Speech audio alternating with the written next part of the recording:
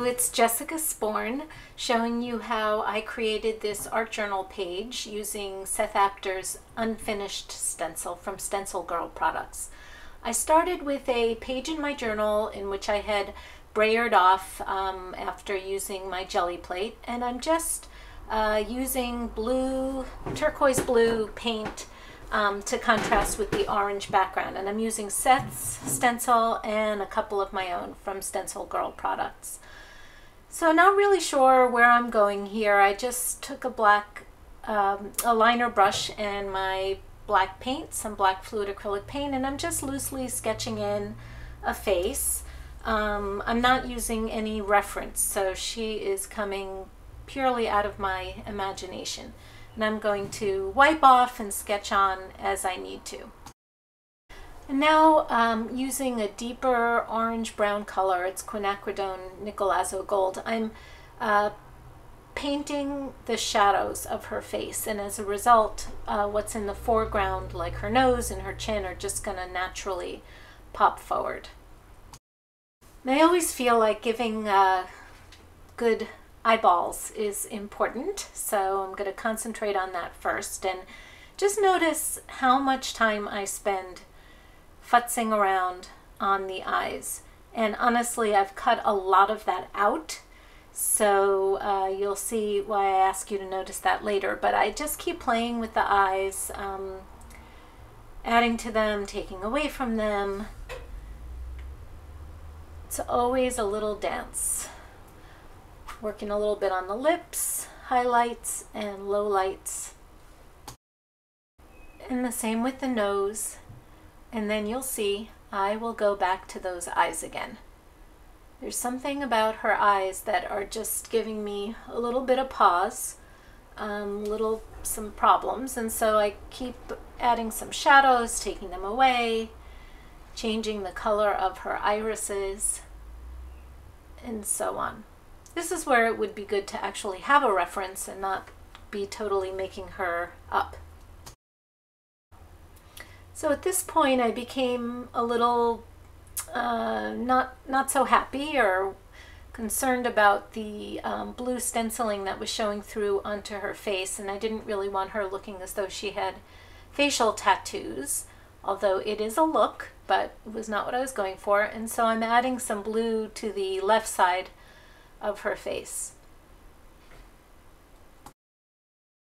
And at this point I did start thinking about the word unfinished in Seth's stencil, and you know, it's interesting, when I was pregnant with both of my girls, I went into early labor, which I had to go into the hospital and have that stopped, and the phrase I heard most frequently was, you know, she's not finished being baked yet. We've got to keep her in the oven until she's finished.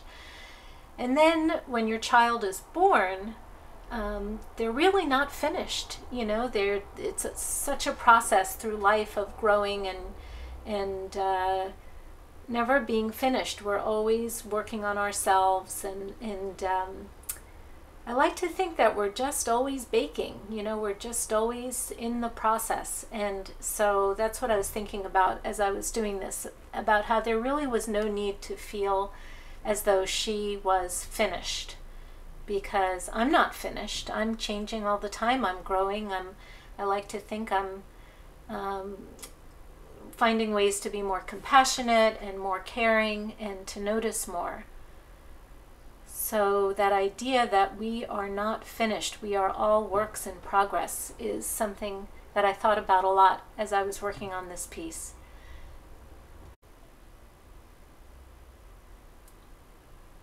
And so I decided to add the word unfinished right across the top as a sort of reminder to myself of my thought process, and also this idea that we are works in progress, that we are growing, we are changing, we are unfinished.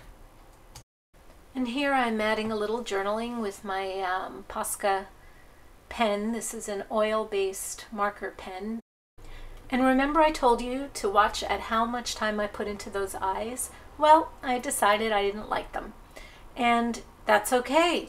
it's unfinished. It's a work in progress.